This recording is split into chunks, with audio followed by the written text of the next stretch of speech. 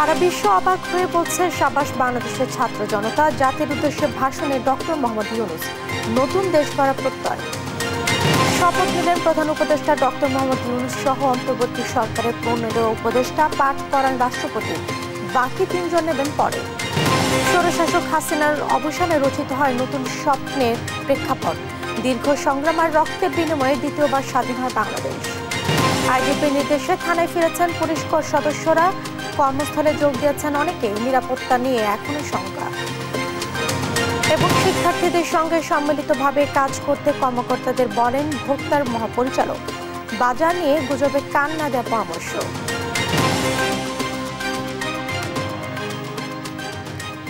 দেখছিলেন সংবাদ শিরোনাম। সংবাদ সকালে সঙ্গে আছে আমি জেসিকা বেদিন। এবারে বিস্তারিত সংবাদ। সূর্যোদয়ের সঙ্গে সঙ্গে নতুন যাত্রা শুরু করেছে দেশ, এমন প্রত্যাশা করেছেন অন্তর্বর্তী সরকারের প্রধান উপদেষ্টা ডক্টর মোহাম্মদ ইউনূস। শপথের পর জাতির উদ্দেশ্যে দেয়া প্রথম ভাষণে তিনি আরো বলেন, সারা বিশ্ব অবাক হয়ে বলছে সাবাস বাংলাদেশের ছাত্র জনতা। বিস্তারিত থাকছে কায়েস রাহাতের প্রতিবেদনে। সরকারের দায়িত্ব গ্রহণ করার মাত্র কিছুক্ষণ পরেই আমি আপনাদের কাছে দুটো কথা বলতে এসেছি। নতুন অন্তর্বর্তীকালীন সরকারের প্রধান উপদেষ্টা হিসেবে শপথের পরপরই জাতির উদ্দেশ্যে ভাষণ দেন ডক্টর মোহাম্মদ ইউনূস। ছাত্র জনতা সহ মুক্ত মানুষের ভাষণে ডক্টর ইউনূস বলেন, সূর্যোদয়ের সঙ্গে সঙ্গে নতুন যাত্রা শুরু করবে দেশ। দেশ গঠনে সকলকে নিজ নিজ জায়গা থেকে এগিয়ে আসার আহ্বান জানান তিনি। আমি জাতির পক্ষ থেকে প্রত্যেকে নির্ভয়ে আনন্দ চিত্তে নিজ নিজ কর্মস্থলে নিজ নিজ সামর্থ্য নিয়ে এগিয়ে আসতে অনুরোধ করছি। ভাষণে তিনি ব্যক্ত করেন মানবাধিকার, সুষ্ঠু বিচার ব্যবস্থা ও জবাবদিহিতামূলক রাষ্ট্র গঠনের প্রত্যয়। কাল সূর্যোদয়ের সঙ্গে সঙ্গে গণতন্ত্রের, সুবিচারের, মানবাধিকারের নির্ভয়ে মত প্রকাশের পূর্ণ স্বাধীনতার জন্য সকলের স্বাচ্ছন্দ্যে জীবন ধারণের সুযোগ প্রদানের সচেষ্ট সরকারের ঘনিষ্ঠ সান্নিধ্য ও সহমর্মী পরশ দলমত নির্বিশেষে সবাই উপভোগ করবে, এটাই আমাদের লক্ষ্য। এই ঘৃণ্য চেষ্টায় ব্যবহৃত হয়ে যারা অপরাধ সংগঠিত করেছে তাদেরকে আইনানুগ বিচারের মাধ্যমে শীঘ্রই উপযুক্ত শাস্তি দেওয়া হবে। ভাষণে ডক্টর ইউনূস বলেন, সারা বিশ্ব অবাক হয়ে বলছে সাবাস বাংলাদেশের ছাত্র জনতা। অভ্যুত্থানের মাধ্যমে গঠিত নতুন সরকার সবার সরকার, সবার জন্য মুক্ত পরিবেশ সৃষ্টি করতে হবে। কায়েস রাহাত, দেশ টিভি, ঢাকা। বিজয় অবশ্যই। শপথ নিল অন্তর্বর্তী সরকার। 17 সদস্যের সরকারের প্রধান উপদেষ্টা ডক্টর মোহাম্মদ ইউনূস ছাড়াও শপথ নিয়েছেন 13 উপদেষ্টা। ঢাকার বাইরে থাকায় শপথ নিতে পারেননি বাকি 3 জন। আরো জানাচ্ছেন আহাদ চৌধুরী। স্বৈরাচার সরকারের পতনের পর শপথ নিল অন্তর্বর্তী সরকার। বৃহস্পতিবার রাত 9টার পর বঙ্গভবনে শপথ নেয় নতুন সরকার। শুরুতেই শপথ নেন অন্তর্বর্তী সরকারের প্রধান উপদেষ্টা ডক্টর মোহাম্মদ ইউনূস। তাকে শপথ বাক্য পাঠ করান রাষ্ট্রপতি মোহাম্মদ শাহাবুদ্দিন। পরে শপথ বইতে সই করেন তিনি। এরপর শপথ গ্রহণ করেন 13 উপদেষ্টা। তারা হলেন doctor Saleuddin Ahmed, Adilur Rahman Khan, Touhid Hossain, doctor Asif Nazrul, Syeda Rizwana Hasan, Farida Akhter, AFM Khalid Hasan, Hasan Arif, brigadier general অবসরপ্রাপ্ত এম শাকাওয়াত হোসেন, শারমিন মুর্শিদ, নূরজাহান বেগম, মোহাম্মদ নাহিদ ইসলাম ও আসিফ মাহমুদ সজীব ভুইয়া। শপথের পর তারাও শপথ বইয়ে স্বাক্ষর করেন। ঢাকার বাইরে থাকায় শপথ নিতে পারেননি 3 উপদেষ্টা। তারা হলেন বিধান রঞ্জন রায়, সুপ্রদীপ চাকমা এবং ফারুক ই আজম। বঙ্গভবনের দরবার হলে এই শপথ অনুষ্ঠানে উপস্থিত ছিলেন বিভিন্ন রাজনৈতিক দল ও সংগঠনের শীর্ষ নেতারা। 3 বাহিনীর প্রধানসহ বিশিষ্টজনরা উপস্থিত ছিলেন। আহাদ চৌধুরী, দেশ টিভি, ঢাকা। এর আগে দুপুরে দেশে পা রেখেই আন্দোলনকারীদের প্রতি কৃতজ্ঞতা প্রকাশ করেন অধ্যাপক ইউনূস। ছাত্ররাই দেশে নতুন করে স্বাধীনতা এনে দিয়েছে বলে মন্তব্য করেছেন নোবেলজয়ী অর্থনীতিবিদ প্রফেসর মোহাম্মদ ইউনূস। বলেন, শিক্ষার্থীরাই পারবে দেশকে মনের মতো করে সাজাতে। সবাইকে আস্থা রাখার আহ্বান জানিয়ে তিনি বলেন, সময় এখন দ্বিধা দ্বন্দ্ব ভুলে সবাইকে সঙ্গী করে এগিয়ে যাওয়ার। হাবিবুর রহমান অভির সহায়তায় আরো জানাচ্ছেন মাজহার ইসলাম। আবু সাইদের কথা মনে পড়ছে আমাদের, যে আবু সাইদের ছবি বাংলাদেশের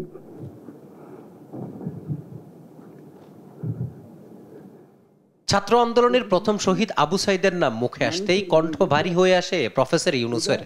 কেউ ভুলতে পারবে না। তরুণ প্রজন্মের অনুরোধে অন্তর্বর্তী সরকারের প্রধান উপদেষ্টার দায়িত্ব নিতে দেশে ফেরেন তিনি। দুপুরে শাহজালাল আন্তর্জাতিক বিমানবন্দরে তাকে স্বাগত জানায় এই প্রজন্মের অগ্রনায়করা। সঙ্গে ছিলেন 3 বাহিনী প্রধান সহ রাষ্ট্রের উচ্চ পর্যায়ের কর্মকর্তারা। বাংলাদেশের ইতিহাসে এই প্রথম কোনো নোবেলজয়ী ব্যক্তিত্ব রাষ্ট্র সংস্কারের দায়িত্ব নিচ্ছেন। বিষয়টিকে গুরুত্ব দেয় আন্তর্জাতিক গণমাধ্যমও। বিমানবন্দরে পৌঁছানো মাত্রই একই সঙ্গে লাইভ সম্প্রচার করে আল জাজিরা, বিবিসি ও CNN। মাতৃভূমিতে পা রেখে আন্দোলনকারীদের প্রতি কৃতজ্ঞতা প্রকাশ করেন অধ্যাপক ইউনূস। বলেন, যারা পুনরায় স্বাধীনতা এনে দিল তারাই পারবে দেশটাকে নতুন করে সাজাতে। এবং আজকে তরুণ সমাজকে বোঝানো যে এই দেশ এটা তোমাদের হাতে, তোমরা এটাকে তোমাদের মনের মতো করে গড়ে তুলবে। তোমরা যেভাবে স্বাধীন করতে পেরেছো, তোমরা এটাকে তোমাদের মনের মতো করে গড়তেও পারবে। এবং তোমাদের দেখে সারা দুনিয়া শিখবে কিভাবে একটা দেশ, একটা তরুণ সমাজ গ্রহণ করতে পারে এবং তাকে পাল্টে ফেলতে পারে। ছাত্রদের আন্দোলনে নতুন করে শক্তি পেল বাক স্বাধীনতা। দ্বিধাদ্বন্দ্ব ভুলে সবাইকে সঙ্গে নিয়ে চলার আহ্বান ছিল তার কণ্ঠে। আমরা সবাই মিলে আমরা অগ্রসর হতে পারি। একটা বড় সারা বাংলাদেশ একটা বড় পরিবার। এই পরিবার আমরা একসঙ্গে চলতে চাই এবং আমাদের মধ্যে দ্বিধাদ্বন্দ্ব যা কিছু থেকে সরিয়ে ফেলতে চাই। যারা বিপথে গেছে তাদেরকে পথে আনতে চাই, যাতে করে একসঙ্গে আমরা কাজ করতে পারি। প্রথম কাজ হবে দেশের শান্তি শৃঙ্খলা ফিরিয়ে আনা, আর এই কাজে সবাইকে ঐক্যবদ্ধভাবে কাজ করার আহ্বান ডক্টর মোহাম্মদ ইউনূসের। আইন শৃঙ্খলাটা এখন আমাদের প্রথম কাজ। মাজহারুল ইসলাম, দেশ টিভি, ঢাকা। সরকারের রোষানলে আদালতের বারান্দায় ঘুরতে থাকা ব্যক্তি এখন দেশের ক্ষমতার কেন্দ্রবিন্দুতে। রক্তক্ষয়ী কোটা আন্দোলন ঘিরে ছাত্র জনতার অভ্যুত্থানের পতন হয় স্বৈরাচার হাসিনা সরকারের। এরপর দেশ সংস্কারে ডাক পান নোবেলজয়ী অর্থনীতিবিদ ডক্টর মোহাম্মদ ইউনূসের। বৈষম্য বিরোধী ছাত্র আন্দোলনের নেতাদের ডাকে দায়িত্ব নেয় অন্তর্বর্তীকালীন সরকারের। আরও জানাচ্ছেন নিয়াজ মোর্শেদ। ছাত্র জনতার রক্তক্ষয়ী অভ্যুত্থানে পতন ঘটে স্বৈরাচার শেখ হাসিনা সরকারের।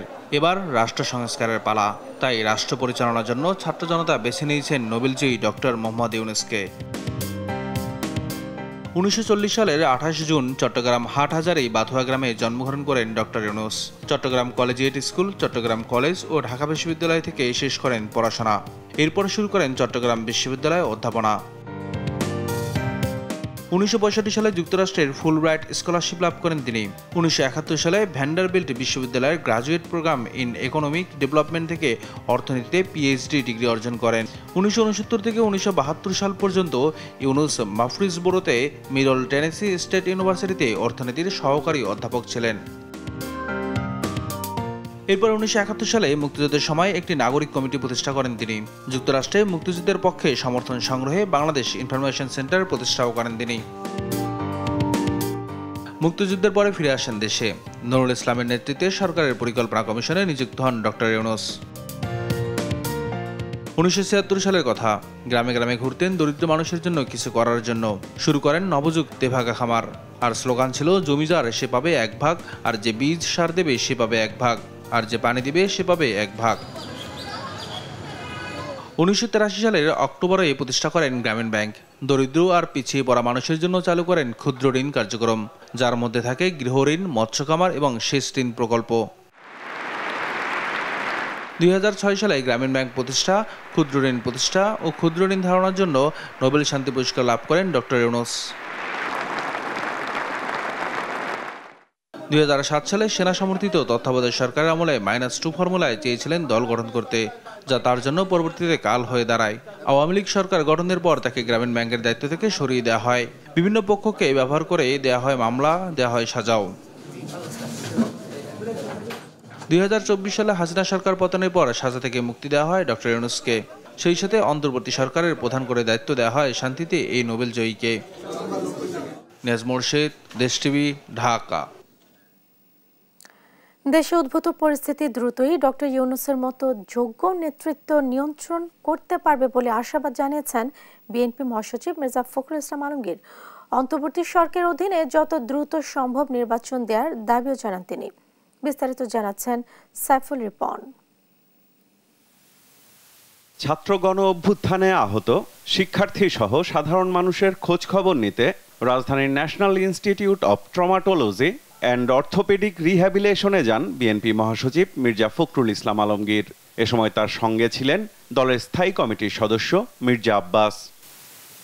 পরে সাংবাদিকদের সাথে আলাপকালে আন্দোলনে নিহতদের প্রতি সমবেদনা জানিয়ে আহতদের চিকিৎসার বিষয়ে সব ধরনের সহযোগিতার আশ্বাস দেন বিএনপি মহাসচিব। ছাত্ররা আছে, অসংখ্য ছাত্র ছোট ছোট কাজ করে, সিএনজি চালায়, ওয়ার্কশপে কাজ করে, এমনকি ফুড ডেলিভারি যে দেয় সে ছেলেটা পর্যন্ত এখানে বুলেট ইনজুরি নিয়ে রয়েছে। এবং সমস্তগুলো এই আন্দোলন চলাকালীন সময়ে এই আন্দোলনগুলো, এই ইনজুরিগুলো ঘটেছে, হত্যাকাণ্ডগুলো ঘটেছে। আমরা এর নিন্দা জানানোর ভাষা খুঁজে পাই না। আমরা আশা করি অতি অল্প সময়ের মধ্যে এরা অনেকে সেরে উঠবে, এদের আরও চিকিৎসা লাগবে। আমরা সব রকম সহযোগিতার কথা এখানে বলেছি। অন্তর্বর্তীকালীন সরকারের প্রধান উপদেষ্টা হিসেবে ডক্টর ইউনূস দেশে গণতন্ত্র ফিরিয়ে আনতে সফল হবেন বলে আশা করেন মির্জা ফখরুল। এই গোটা প্রবলেমটার একটাই মূল, সেটা হচ্ছে গণতন্ত্রের অভাব। সেই গণতন্ত্রকে ফিরিয়ে আনাটা হচ্ছে তার অন্যতম প্রধান কাজ, এবং তিনি ওটা যত দ্রুত গণতন্ত্রে ফিরিয়ে আনতে পারবেন ততই তিনি সাফল্য অর্জন করবেন। দেশের পরিস্থিতি উন্নয়নে নতুন সরকারকে গুরুত্বপূর্ণ পদক্ষেপ নেওয়ার আহ্বানও জানান তিনি। প্রথম তো হচ্ছে যে আপনার আইন শৃঙ্খলা এটা আপনার প্রতিষ্ঠিত করতে হবে, রক্ষা করতে হবে, তার জন্য চূড়ান্ত ব্যবস্থা নিতে হবে। 2 নম্বর হচ্ছে অতি দ্রুত নির্বাচনের মধ্য দিয়ে আপনার গণতান্ত্রিক যে সরকার সেখানে প্রত্যাবর্তন করতে হবে। আর তৃতীয় হচ্ছে অর্থনীতিকে সফল রাখার জন্য সব রকম ব্যবস্থা নিতে হবে। অন্তর্বর্তীকালীন সরকারের অধীনে দ্রুততম সময়ে জাতীয় নির্বাচনের দাবিও জানান বিএনপি মহাসচিব। এটা এখন আপনারা বলেছি 3 মাস, আপনারা জানেন, আমাদের প্রশ্ন হচ্ছে 3 মাস, যত শীঘ্র সম্ভব। সাইফুল রিপন, দেশ টিভি, ঢাকা। দাবি ওঠে রাষ্ট্র সংস্কারের, আন্দোলনে উত্তাল হয় দেশ, থমকে যায় রাষ্ট্র ব্যবস্থা, আন্দোলন দমাতে দমন পীড়ন চালায় সরকার, মৃত্যুর মিছিলে সংখ্যা ভারী হয়, তবুও নাছোড়বান্দা সরকার, দেয়া হয় কারফিউ, চালানো হয় ব্লক রেড, তবুও থামেনি ছাত্র জনতার আন্দোলন। গণ অভ্যুত্থানে পরাজয় বরণ করে দেশ থেকে পলায়ন করতে বাধ্য হয় স্বৈরাচারী শেখ হাসিনা। কোটা সংস্কার থেকে সরকার পতনের ডাক আর অবশেষে স্বৈরাচারী সরকারের পতন নিয়ে এই দীর্ঘ যাত্রার বিস্তারিত জানাচ্ছেন নিয়াজ মোর্শেদ। রাষ্ট্রের সংস্কার দরকার, তাই রাজপথে শিক্ষার্থীরা, যার শুরু কোটা সংস্কারের দাবি। এ নিয়ে মানববন্ধন থেকে শুরু করে বিভিন্ন কর্মসূচি দিয়ে সরকারের কাছে দাবি জানান বৈষম্য বিরোধী ছাত্র আন্দোলন। আদালতের রায় নয়, দরকার নির্বাহী আদেশ। এর পক্ষে একাট্ট দেশের সব বিশ্ববিদ্যালয় ক্যাম্পাস। এবার সড়ক অবরোধ, দাবি মানার। জনদুর্ভোগ থাকলেও দাবির পক্ষে সাধারণ মানুষ। তবে টনক নড়েনি সরকারের নানা মহল থেকে আসতে থাকে নানা বিরূপ মন্তব্য। যৌক্তিক দাবি আমলে নেননি তৎকালীন প্রধানমন্ত্রী শেখ হাসিনাও। তিনিও দায় চাপাচ্ছিলেন বিরোধী দলের উপর। কোর্টে গেলেন না, যে প্রবলেমটা কোর্টে, সেখানে না গিয়ে যদি রাস্তায় আমরা ব্যারিকেড করি, তথাকথিত বাংলা ব্লকে নামে কর্মসূচি দিয়ে, তবে তাতে পিছপা হয়নি শিক্ষার্থীরা। আন্দোলনে দানা বাঁধতে শুরু করেছে পুরো দেশে। আন্দোলন দমনে ব্যবহার করা হয় ছাত্রলীগকে, তাদের হামলায় আহত হয় অনেক ছাত্রছাত্রী। দাবি আদায় আসে বাংলা ব্লকেট, এতে থমকে যায় বাংলাদেশ, আরও উত্তাল হয়ে ওঠে রাজপথ।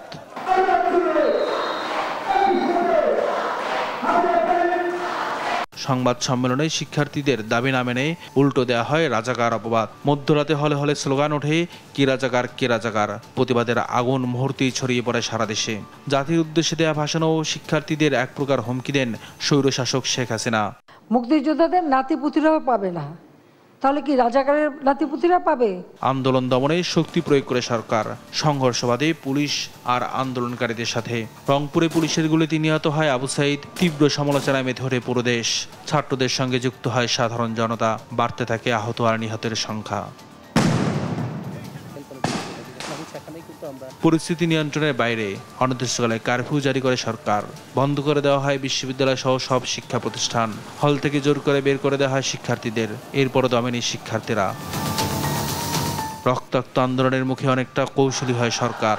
বিচার বিভাগের মাধ্যমে কোটা সংস্কারের পক্ষে, তারপরও রাজপথে অনড় ছাত্র জনতা। আগামী 24 ঘন্টার মধ্যে আমরা চাই সংসদে অধিবেশন ডেকে সেটার আইন পাশের জন্য কার্যকর ব্যবস্থা নেওয়া হোক। ধীরে ধীরে শিথিল করা হয় কারফিউ। আড়ালে শুরু হয় ক্র্যাকডাউন। সব এলাকায় শুরু হয় ব্লক রেড। চলে গণগ্রেপ্তার। বন্ধ করে দেওয়া হয় ইন্টারনেট সেবা। জোর করে তুলে নেওয়া হয় কোটা আন্দোলনের সমন্বয়কদের। দাবি আদায়ে মার্চ ফর জাস্টিস কর্মসূচি দেয় বৈষম্য বিরোধী ছাত্র আন্দোলন। কোটা সংস্কার আন্দোলন ও তার প্রেক্ষিতে সরকারের পক্ষ থেকে ঘোষণা করা হয় শোক, বিপরীতে কর্মসূচি দেয় শিক্ষার্থীরাও। বাড়ানো হয় নির্বিচারে দমন-পীড়ন, বাড়তে থাকে মৃতের সংখ্যা, চেষ্টা হয় গণমাধ্যমের কণ্ঠরোধের। সব মিলিয়ে ঘোষণা আসে সরকার পতনের এক দফার, জোটবাদে সর্বস্তরের জনগণ। পরিস্থিতি নিয়ন্ত্রণহীন হয়ে পড়ায় আবারও দেওয়া হয় অনির্দিষ্টকালে কারফিউ। এবার ভাঙা হবে কারফিউ। বিভিন্ন প্রবেশ পথে বাধা দেওয়া হয় ঢাকায় প্রবেশে। তবুও ব্যারিকেড ভেঙে দলে দলে ঢাকায় ঢুকে জনতা। আর এতেই আসে মাহেন্দ্র খন। ঘোষণা আসে 5 আগস্ট দুপুরে জনগণের উদ্দেশ্যে বক্তব্য রাখবেন সেনাবাহিনী প্রধান। ক্ষণে ক্ষণে রং বদলানো পরিস্থিতিতে তিনি ঘোষণা দেন শেখ হাসিনা পদত্যাগ করেছেন। ছাত্র জনতার অভ্যুত্থানের মুখে দেশ ছেড়ে পালিয়ে যান তিনি। এতে উল্লাসে ফিরে পড়ে সারা দেশ, উচ্ছ্বাসে ভাসে ছাত্র জনতা। দীর্ঘ সংগ্রাম আর রক্তের বিনিময়ে আসে কাঙ্ক্ষিত বিজয়। নিয়াজ মুর্শিদ, দেশ টিভি, ঢাকা। অন্তর্বর্তীকালীন সরকার নিয়ে ছাত্রদের করা তালিকায় জনগণের তালিকা বলে মন্তব্য করেছেন জামায়াত ইসলামের আমির শফিকুর রহমান। উপদেষ্টা পর্ষদে কারা থাকছেন? সাংবাদিকদের এমন প্রশ্নের জবাবে এ মন্তব্য করেন তিনি। বৃহস্পতিবার সকালে ঢাকা মেডিকেল কলেজ হাসপাতালে আন্দোলনে আহতদের সঙ্গে দেখা করতে এ কথা বলেন তিনি। একটি সুবিধাবাদী দুর্বৃত্ত গোষ্ঠী বিভিন্ন স্থানে সরকারি স্থাপনা, প্রতিপক্ষের বাড়িঘর এবং ক্ষেত্র বিশেষে সংখ্যালঘুদের ধর্মীয় প্রতিষ্ঠানে হামলা, অগ্নিসংযোগ করেছে বলেও অভিযোগ করেন জামায়াতের আমির। তাদের রক্ষায় সংগঠনের নেতাকর্মীরা কাজ করছে বলেও জানান তিনি। ঢাকা মেডিকেলের পর ঢাকেশ্বরী মন্দির পরিদর্শন করেন জামায়াতের আমির। আজ পর্যন্ত জনগণের ফাংশন চলছে। কালকে থেকে শুরু হবে ইন্টারিম গভর্নমেন্ট, এরপরে আসবে পলিটিক্যাল গভর্নমেন্ট। কিন্তু এখন তো জনগণের যে সরকার চলতেছে, কিভাবে চলছে আপনারা বুঝতেই পারছেন। আমরা এই জায়গাটা এইভাবে চলুক এটা চাচ্ছি না। আমরা চাচ্ছি দ্রুত ল অ্যান্ড অর্ডার সিচুয়েশন তার জায়গায় চলে আসুক এবং দুর্বৃত্তরা যেন সুযোগ না পায়।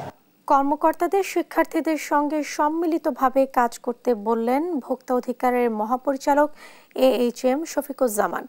বলেন, সিন্ডিকেট ভাঙার এখনই সময়। বৃহস্পতিবার দুপুরে রাজধানীর শ্যামবাজারে মনিটরিংয়ে গিয়ে এ কথা বলেন তিনি। বাজার নিয়ে গুজবে কান না দেওয়ার পরামর্শ দেন ভোক্তার মহাপরিচালক। বিস্তারিত জানাচ্ছেন শিউলি রায়। যেহেতু চাঁদা নাই, তাহলে কেন আগের ভাড়া হবে? বাজার মনিটরিংয়ে গিয়ে শিক্ষার্থীদের উদ্যোগের সঙ্গে একাগ্রতা প্রকাশ করেন ভোক্তা অধিকারের মহাপরিচালক AHM শফিকুজ্জামান। জানান, পণ্য আমদানি ও সাপ্লাই চেইন স্বাভাবিক আছে।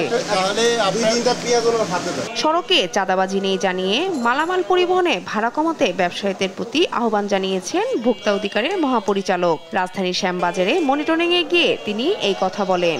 আগামীকাল এই ট্রাক ভাড়া এখান থেকে পার বস্তায় যেটা 11 টাকা ছিল সেটি 10 টাকা কার্যকর করার জন্য আমি তাদেরকে জানিয়েছি এবং আমি এটা দেখতে চাই যে যেহেতু চাঁদা নাই, তাহলে কেন আগের ভাড়া হবে। এই সময় কর্মকর্তাদের শিক্ষার্থীদের সঙ্গে সম্মিলিতভাবে কাজ করার নির্দেশনাও দেন ভোক্তা অধিকারের মহাপরিচালক। বলেন, সিন্ডিকেট ভাঙার এখনই সময়। তারা মানে একটি ডিক্লারেশন দিয়েছে যে তারা বাজার মনিটরিং করবে। আমি এটাকে একদম পুরোপুরি আমি অ্যাপ্রিসিয়েট করি। এই বাজার নিয়ে এত কথা হয়েছে গত 3-4 বছর, সিন্ডিকেট। আমার মনে হয় যে এই সিন্ডিকেটটা ভেঙে দেওয়ার কিন্তু এখন সময় আসছে। বাজার স্বাভাবিক আছে জানিয়ে গুজবে কান্না দিতে দেশবাসীর প্রতি আহ্বান জানান AHM শফিকুজ্জামান। শিউলি রায়, দেশ টিভি, ঢাকা। আওয়ামী সরকার পতনের পর স্বজনদের ফিরে পেতে কচুক্ষেত DGF কার্যালয়ে সামনে ছবি হাতে অপেক্ষায় শত শত মানুষ। তাদের দাবি, স্বৈরাচার শেখ হাসিনা সরকারের বন্দিশালা ও নির্যাতন সেল আয়নাঘর রয়েছে DGFI কার্যালয়ে। স্বজনদের জন্য কান্না আর আহাজারি যেন থামছেই না তাদের। এম এ আজিমের রিপোর্টে থাকছে বিস্তারিত। জন্মের পর বাবাকে ছবিতে দেখেই বড় হয়েছে শিশু শান। কখনো ওঠা হয়নি বাবার কোলে, সুযোগ হয়নি বাবা বলে ডাকার। 10 বছর ধরে শুধুই দেখেছে মায়ের কান্না। দীর্ঘ সময় গুম থাকা বেশ কয়েকজন পরিবারের কাছে ফিরে আসার পর বাবার সন্ধানে ছবি হাতে আয়নাঘর খ্যাত DGFI কার্যালয়ের সামনে এসেছে শিশু শানও। আমার মামার কান্না আমি দেখতে চাই না। আমার বাবাকে আমি চাই। সবার বাবা আছে, আমার বাবা নেই। ছবির এ মানুষগুলোর খোঁজ নেই বছরের পর বছর। সবাইকে ধরে নিয়ে যাওয়া হয় আইনশৃঙ্খলা বাহিনীর পরিচয়ে। এ নিয়ে প্রশাসনিক সহযোগিতা দূরের কথা, নিখোঁজের বিষয়ে জিডি পর্যন্ত নেয়নি অনেক থানা। এমনিতেই ডিবি পরিচয় দিয়ে উঠায় নিয়ে উনি স্টুডেন্ট ছিল, সদরঘাটে নামা অবস্থায় নামছে, তারপরে নিয়ে গেছে আর কি, ডিবি পরিচয় দিয়ে ওনাকে উঠায় নিয়ে গেছে। ডিবি অফিসে গেছি, তারা গুরুত্ব দেয় না। ডিবি অফিসের সামনে গেলে আমাদের খেদায় দেয়, কোনো ইয়ে করে না, বলে যাও এখান থেকে, এদেরকে ধরে আনি না, কিন্তু তারাই ধরে আনছে। যখন আমরা খুঁজতেছি তখন আবার এমপি রাজু এবং তার ছেলে পার্থর হুকুমে আবার পুলিশ আমাদেরকে ধরে নিয়ে যায়। আমরা তিনজন স্বজন আর লোকের আবার পাও নিছে পুলিশে গুলি করে। স্বজনদের ধারণা ডিজিএফআই কার্যালয়ই শেখ হাসিনা সরকারের নির্যাতন সেল বা আয়নাঘর। সরকার পতনের পর গভীর রাত পর্যন্ত অপেক্ষায় স্বজনরা। তাদের কান্না আর আহাজারিতে ভারী হয়ে আছে চারপাশ। আমার ছেলে ইঞ্জিনিয়ার। ভিন্ন দলের রাজনীতি বা অন্যায়ের প্রতিবাদ করতে গিয়ে গুম হতে হয়েছে বলে দাবি তাদের। আমাদের পুরো পরিবারটা ধ্বংস করে দিয়েছে। আমরা কোথাও বিএমপি করছি, এটাই তার ছিল অপরাধ। থানা পুলিশের কাছে গেছি, আমার রাঙ্গুনিয়া থানায়, আমার চট্টগ্রাম রাঙ্গুনিয়া থানায় গেছি, তখন আমার কোনো ওরা সাহায্য করেনি। ওরা বলছে বিএমপি করতো, ওরা বলছে যে আমরা জানি না, আপনি অন্য চেষ্টা করেন। আমি কোনো কারো সহযোগিতা পাইনি। 13 বছর পর্যন্ত বাইরে অপেক্ষায় ছিলাম, কিন্তু আজ পর্যন্ত আমার বাইরে আমরা পাই নাই। যদি আপনারা সহযোগিতা করেন তো হয়তো আমাদের বাইরে আমরা পাবো। নিখোঁজের 8 বছর পর জামাতের সাবেক আমির গোলাম আজমের ছেলে সেনাবাহিনীর সাবেক ব্রিগেডিয়ার জেনারেল আব্দুল্লাহিল আমান আজমির মুক্তি নতুন আশার আলো জ্বালিয়েছে গুম হওয়া মানুষের স্বজনদের মাঝে। বন্দি মুক্তির সাথে আয়নাঘর বন্ধের দাবি স্বজনদের। আর নতুন করে নতুন কোনো নামে যেন তৈরি না হয় নতুন কোনো বন্দিশালা বা টর্চার সেল। স্বাধীন দেশে প্রতিটি নাগরিক যেন থাকতে পারে স্বাধীনভাবে। এম এ আজিম, দেশ টিভি, ঢাকা।